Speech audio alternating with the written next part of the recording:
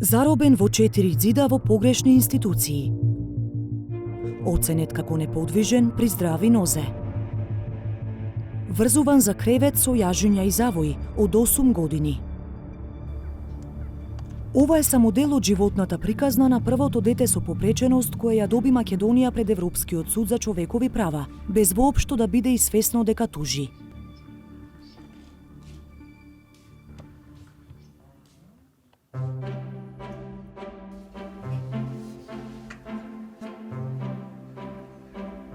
Ова е Леон, сираче кому речиси од раѓање државата му е и мајка и татко. А колку таа му сгрешила? Со години го водела како глувонем со интелектуална попреченост и тешка форма на церебрална парализа, а тој и оди и слуша. Денес има 15 години, а според новата диагноза има интелектуална попреченост, аутизам и пречки во говорот. Од пред еден месец за прв пат живее надвор од голема институција за лица со попречености, во мал групен дом во селото Корешница. Она што денеска го добива како грижа е далеку подобро од она како што Хелсиншки комитет го имаше затекнато пред неколку години. Леон прв пат е пред камера, но за жал веќе е познат. За него јавноста слушна прво во 2014 година, речиси половина година откако народниот правобранител го најде врзан за кревет во Заводот за лица со телесна попреченост Бања Банско. Втор пат во медиумите се најде минатиот месец, кога по жалба на Хелсиншкиот комитет, судот во Страсбур пресуди во негова корист. Леон сега треба да добие компензација од 18.000 евра од државата за нехуманото постапување кон него, но проблемот е што поради попреченоста не е деловно способен. Тренувајќи од тоа дека е сместен во мал групен дом, односно дека не се наоѓа повеќе во институција, е веќе еден чекор во обезбедување на по соодветна грижа. Меѓутоа, како и да е, и со донесувањето на оваа присуда, мислам, не завршува тоа овде, бидејќи ние како Хелсиншки комитет ќе продолжиме понатаму и да го следиме извршувањето на оваа присуда, што би значило и обезбедување на многу посоодветна грижа и рехабилитација на Леон онаква каква што има потреба. За нас е големо задоволство затоа што не прифати и тој нас и другите дечиња го прифатија.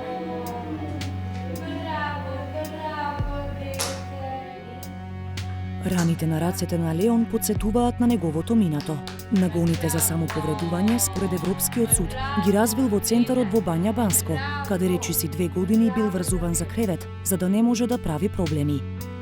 Иако центарот алармирал со дописи дека детето не припаѓа во таа установа и дека персоналот нема капацитет да се грижи за него, системот затаил, се дури случајот не излезе во јавност.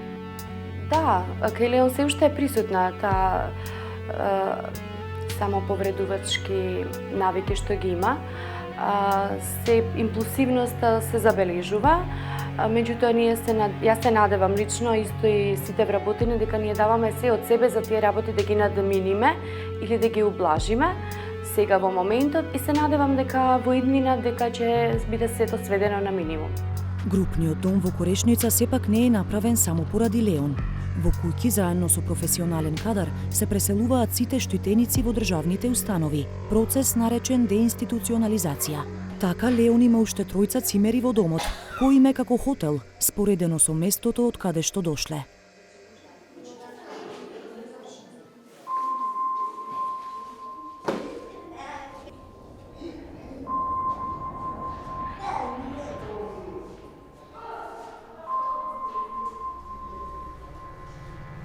На неколку километри од малиот групен дом се наоѓа најозлогласениот центар за лица со попречености. А таму уште мирисот најавува сосема друга атмосфера.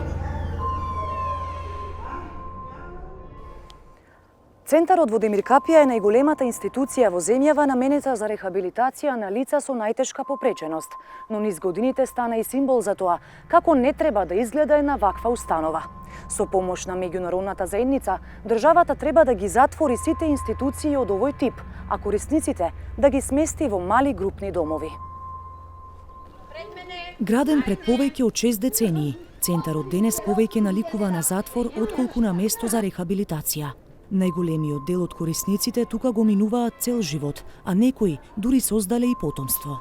Иако имаат различни попречености и потреби, помошта што ја добиваат најчесто е еднолична и се сведува на задоволување само на физиолошките потреби. Се трудиме да ги подобриме условите. Во последниве 2 месеци беа реновирани сите оддели во кои што престојуваат корисниците. Се трудиме се до излегување на последниот корисник условите во институцијата да ги доведеме на едно хумано ниво.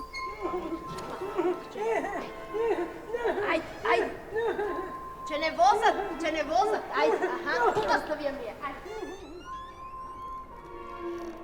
Колку лица како Леон живееле или живеат со погрешна диагноза, а со тоа и во погрешна институција, тешко е да се каже, но факт е дека не е единствен. Има, меѓутоа не се многу.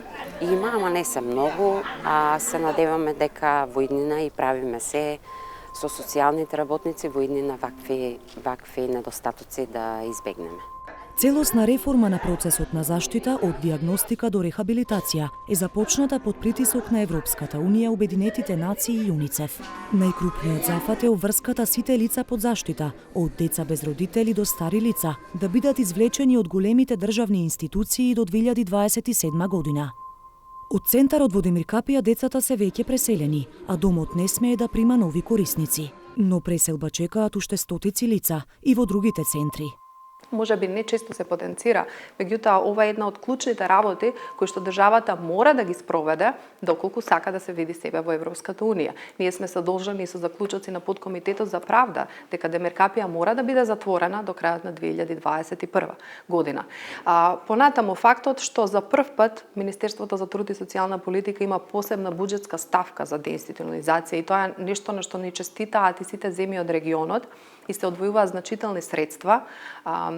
Износот за минатата година беше околу 2 милиони евра, значи гарантира дека ова е процес кој што е започнат и нема враќање назад.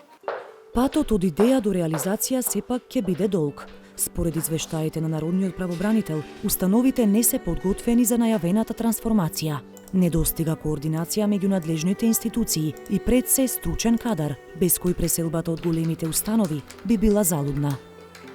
Факт е дека формата на деинституционализација не значи само обврска на Министерството за труд и социјална политика, туку тоа значи процес во кој што треба да бидат вклучени и Министерството за образование, и Министерството за здравство, и локалните самоуправи, и заедницата генерално, за да може конечно овие корисници на установите да бидат сместени во форми кои што ќе бидат најблиску до семејството, каде што ќе почувствуваат љубовта, грижата, топлината и секако вниманието во секој момент, во секој време. Совршеното сценарио е откако ќе се преселат од големите институции, луѓето со попреченост да добијат соодветна рехабилитација, па оние кои можат да се вратат кај своите семејства.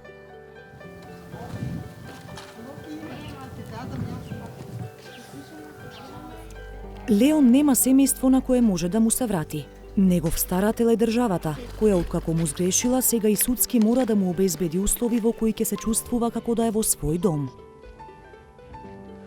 А куќето стајме? Дом, за каков што сонуваат уште стотици други како него. Облаци ќе наставаме, браво! Ај, маце, ај уште ливчиња ставимо на дрвото.